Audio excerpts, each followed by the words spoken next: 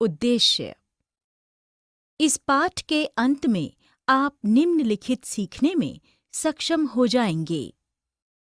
भारतीय शिक्षा प्रणाली और ब्रिटिश शिक्षा प्रणाली के बीच अंतर करने में, विलियम एडम की रिपोर्ट को स्मरण करने में, भारतीय शिक्षा प्रणाली की कमियों को उजागर करने में, भारत में शिक्षा को बढ़ावा देने के फायदों की रूपरेखा तैयार करने में, भारतीयों पर पश्चिमी शिक्षा के प्रभावों पर चर्चा करने में, राष्ट्रीय शिक्षा की कार्यसूची को समझाने में, महात्मा गांधी और रविंद्रनाथ टैगोर की विचारधाराओं की चर्चा करने में। अंग्रेज शिक्षा को किस तरह देखते थे? प्राच्यवाद की परंपरा। सन 1783 में विलियम जोन्स नाम के एक सज्जन को ईस्ट इंडिया कंपनी द्वारा स्थापित किए गए सुप्रीम कोर्ट में जूनियर जज के पद पर नियुक्त किया गया था। विलियम जोन्स के कानून, दर्शन, धर्म, राजनीति, नैतिकता, अंकगणित, चिकित्सा विज्ञान और अन्य विज्ञानों की प्राचीन भारतीय पुस्तकों का अध्ययन आरंभ कर दिया। अंग्रेज अफसर जैसे हेनरी टॉमस, कोलब्रूक और नैथानियल हॉलहेड प्राचीन भारतीय विरासत को समझने में, भारतीय भाषाएं सीखने में और संस्कृत व फारसी रचनाओं का अंग्रेजी में अनुवाद करने में लगे हुए थे। इन लोगों के साथ मिलकर जोन्स ने एशियाटिक सोसाइटी ऑफ बंगाल का गठन किया और एशियाटिक रिसर्च नामक शोध पत्रिका का प्रकाशन शुरू किया। अंग्रेज विचारकों ने भारतीय साहित्य और परंपराओं के अध्ययन को प्रोत्साहित किया। अंग्रेज विचारकों का विश्वास था कि उनकी परियोजना अंग्रेजों को भारतीय संस्कृति से बहुत कुछ सीखने में मदद करेगी। ये भारतीयों को भी अपनी विरासत को दोबारा अपनाने और अतीत के लुप्त वैभव को समझने में मदद देगी। प्राचीन भारतीय ग्रंथों के अध्ययन को बढ़ावा देने और संस्कृति व फारसी साहित्य को पढ़ाने के लिए अंग्रेजों द्वारा कई संस्थानों की स्थापना की गई। 1781 में अरबी, फारसी और इस्लामी कानून के अध्ययन को बढ़ावा देने के लिए कलकत्ता में एक मदरसा खोला गया। 1791 में बनारस में हिंदू कॉलेज की स्थापना की गई ताकि प्राचीन संस्कृत ग्रंथों की शिक्षा दी जा सके और देश का शासन चलाने में मदद मिले। अंग्रेजों का मानना था कि मूल निवासियों के दिलों को जीतने के लिए ये महत्वपूर्ण है कि भारत के हिंदुओं और मुसलमानों को वही सिखाया जाए जिससे वे पहले से ही परिचित हैं। पूरब की जघन्य गलतियां। 19वीं सदी की शुरुआत में ही बहुत सारे अंग्रेज अफसरों ने शिक्षा के प्राच्यवादी दृष्टिकोण की आलोचना की। जेम्स मिल के अनुसार शिक्षा का उद्देश्य उपयोगी और व्यावहारिक होना चाहिए। इसलिए भारतीयों को पूर्वी समाजों के काव्य और धार्मिक साहित्य की बजाय ये पढ़ाना चाहिए कि पश्चिम ने किस तरह वैज्ञानिक और तकनीकी सफलताएं हासिल कर ली हैं। प्राच्यवाद के एक अन्य आलोचक बेबिंगटन मैकाले भारत को एक असभ्य देश मानते थे जिसे सभ्यता का पाठ पढ़ाना जरूरी था। मैकाले ने अंग्रेजी भाषा सीखने की जरूरत पर जोर दिया। मैकाले के प्रयत्नों के कारण ही 1835 का अंग्रेजों का शिक्षा अधिनियम पारित किया गया।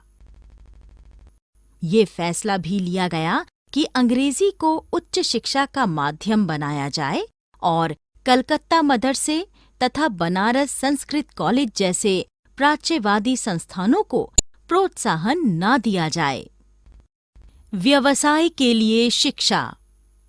1854 में ईस्ट इंडिया कंपनी के लंदन स्थित कोर्ट ऑफ डायरेक्टर्स ने वुड्स डिस्पैच नामक एक शैक्षणिक दस्तावेज को भारत भेजा, जिसमें भारत में लागू की जाने वाली शिक्षा नीति की रूपरेखा स्पष्ट की गई थी।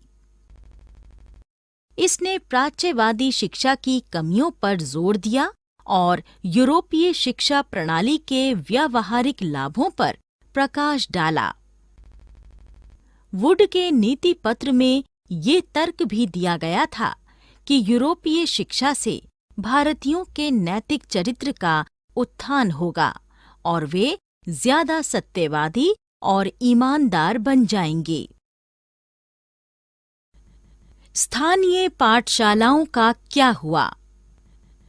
1830 में स्कॉटलैंड से आए ईसाई प्रचारक विलियम एडम ने बंगाल और बिहार के जिलों का दौरा किया। विलियम एडम को देशी स्कूलों में शिक्षा की प्रगति पर रिपोर्ट तैयार करने का जिम्मा सौंपा गया।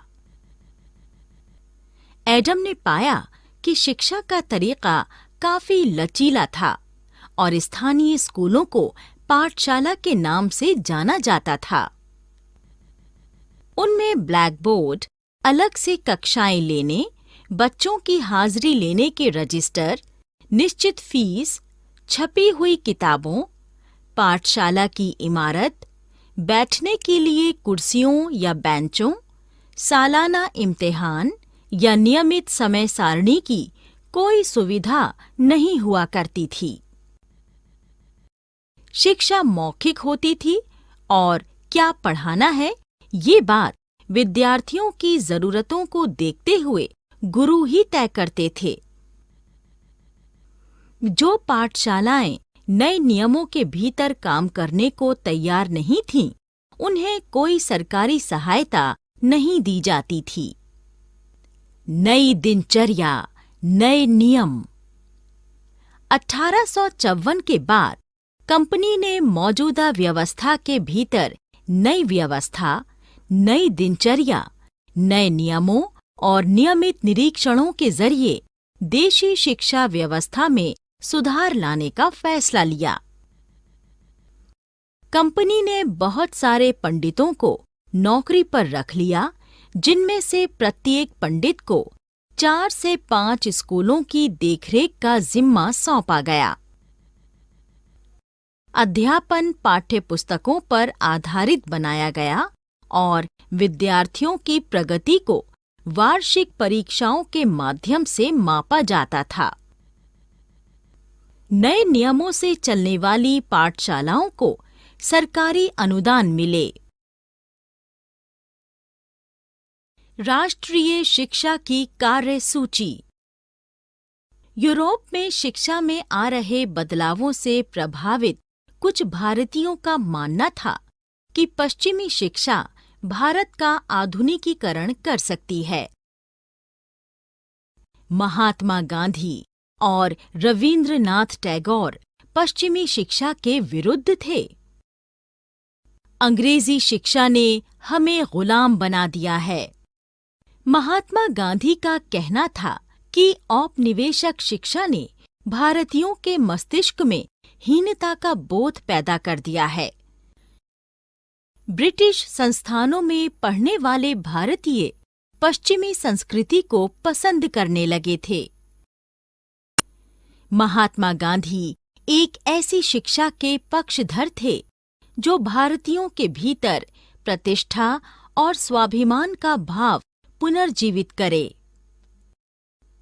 महात्मा गांधी के अनुसार भारतीय भाषा ही शिक्षा और दिमाग के विकास का माध्यम होनी चाहिए। महात्मा गांधी ने पश्चिमी शिक्षा की कमियों पर प्रकाश डाला।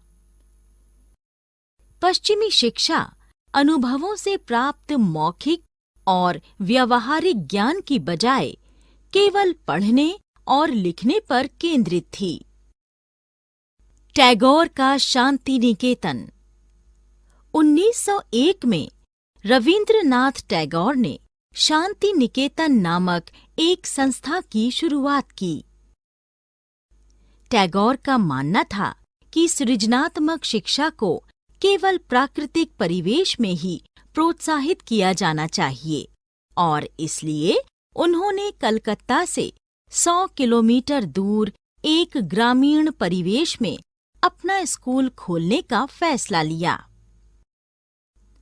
पश्चिमी और भारतीय शिक्षा का सम्मिश्रण करने के लिए उन्होंने शांति निकेतन में कला, संगीत और नृत्य के साथ-साथ विज्ञान और प्रौद्योगिकी को पढ़ाने की आवश्यकता पर जोर दिया।